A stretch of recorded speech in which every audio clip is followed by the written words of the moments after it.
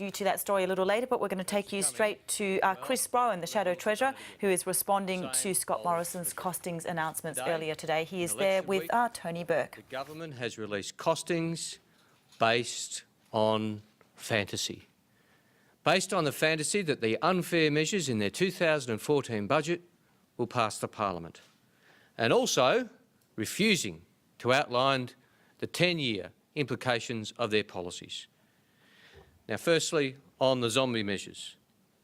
If Scott Morrison wants to say to the Australian people that he goes to this election on the basis that the parliament and the people will all of a sudden think that it's fair for unemployed people to wait 4 weeks for payment so that they can eat, then he's living in a different universe. If he thinks that the parliament and the people will think that all of a sudden it's okay to make it harder for pensioners from an ethnic background to return to their homeland on holidays, then he's living in a different universe. If he thinks that the parliament and the people are going to say it's all right to make Australians work to 70, of course, in the longer term, then he's just not right. Now, we released our costings on the weekend, and our costings show that those measures will not pass the parliament. They're incorporated in that sense in our costings. The Treasurer even had a little graph. I noticed in the costings document he released, the only graph was about previous governments, but nevertheless, at his presentation, he had a graph which showed, again, his alleged deficits under the Labor Party, but he claimed that the budget deficit under our plans in 2019-20 would be double what the government plans. That is a lie, because he claims a budget deficit of around $5 billion. He will deliver a budget deficit at least of $9 billion because of those zombie measures.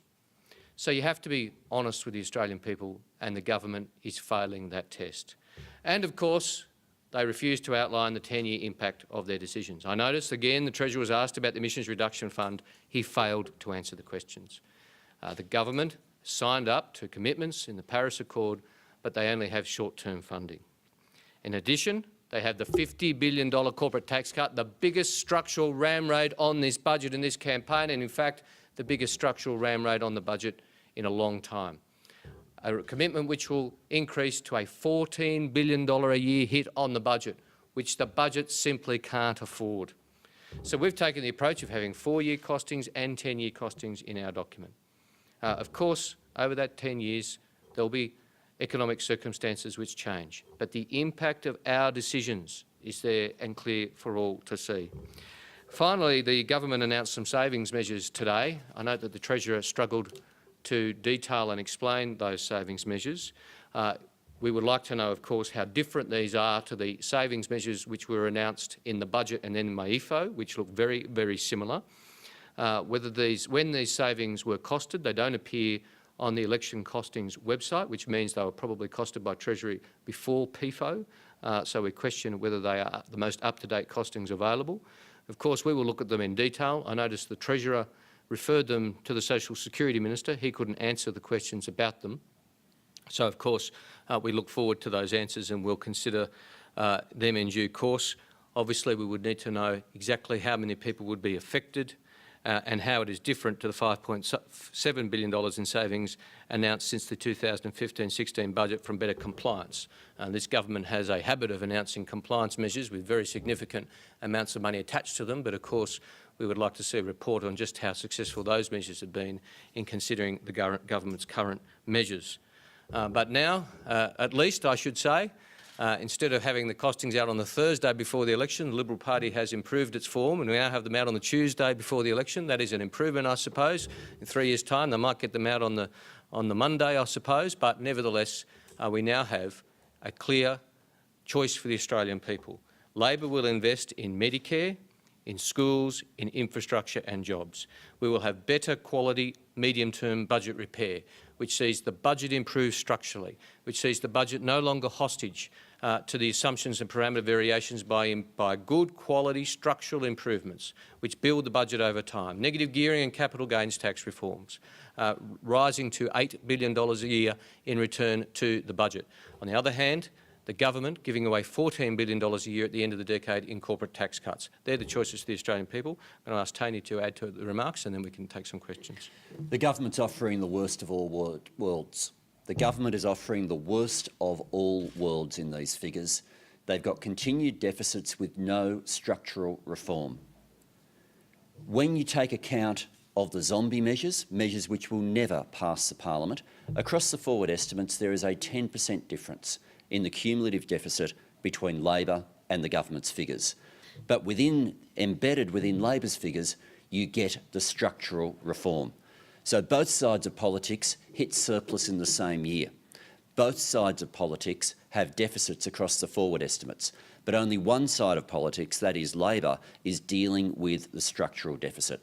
Our reforms, year on year, make structural improvements to the budget. Their changes, year on year, see the budget deteriorate structurally. How does this happen? Simplest example. Compare capital gains tax and negative gearing reforms from Labor to the corporate tax giveaway of the Liberal Party. Neither makes a massive difference to the budget in the first year. In the first year, our changes improve the budget by $600 million. Theirs hurt the budget by $200 million. By year 10, ours is improving the budget by $8 billion.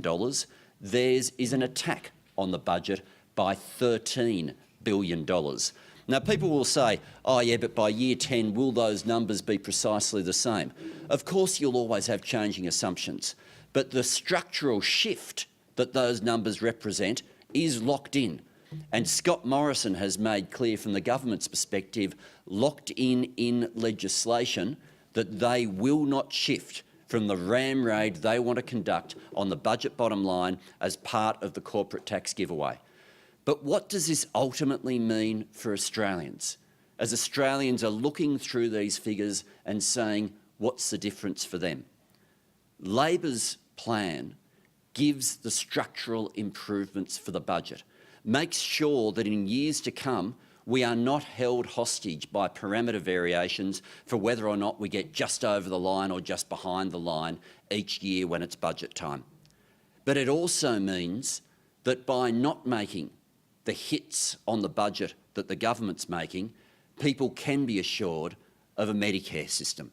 People can be assured of proper funding in schools. People can be assured of a first-rate NBN.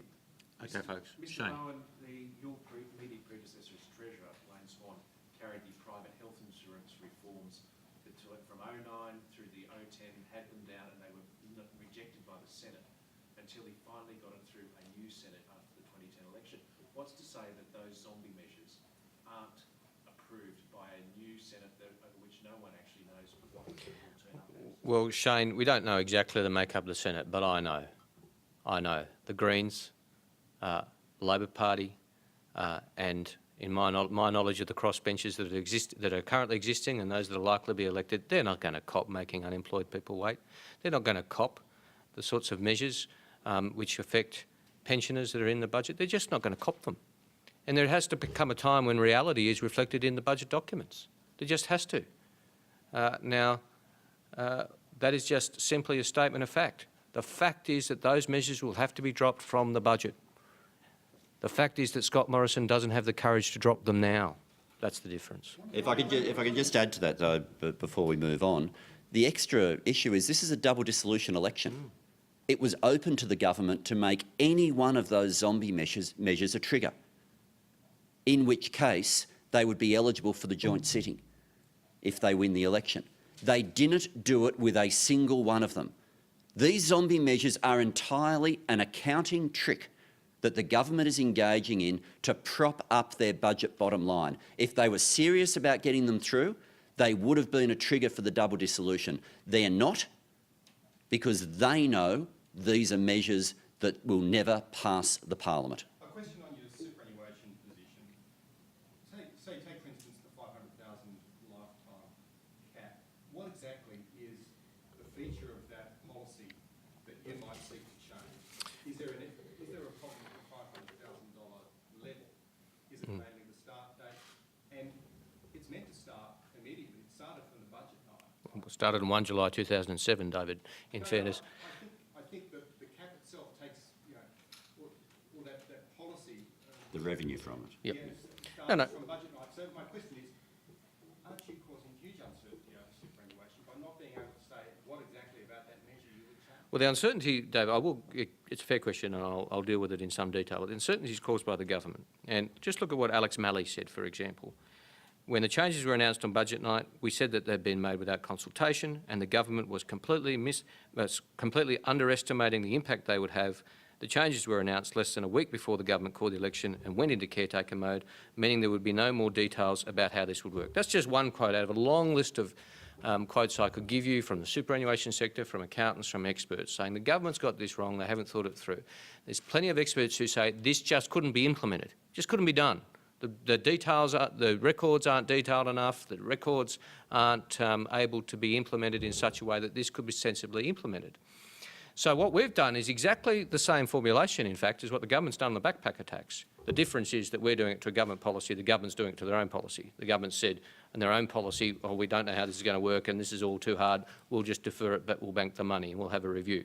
Have you sought a briefing from Treasury? David, I haven't finished answering your question with respect. We're not finished answering. Feel free to ask another one, but I want to answer your question. So what we've done is similar to what the government's done on the backpacker tax. Now, what we've said is we have never had a quarrel with how much money the government raises through these measures. We do have a quarrel with two aspects, in particular, the retrospective nature of the measure you refer to and whether it could actually be implemented, whether it could actually be done. It's possible that neither side of politics will implement this measure if it's not implementable. Now, very frankly, we do not have the resources of government to make that determination as to whether it's implementable. So, and we remain and will remain deeply concerned and opposed to aspects of retrospectivity. So there are some measures in the total package of superannuation which we are comfortable with, like the measure we actually announced, the contributions tax, which the government then copied.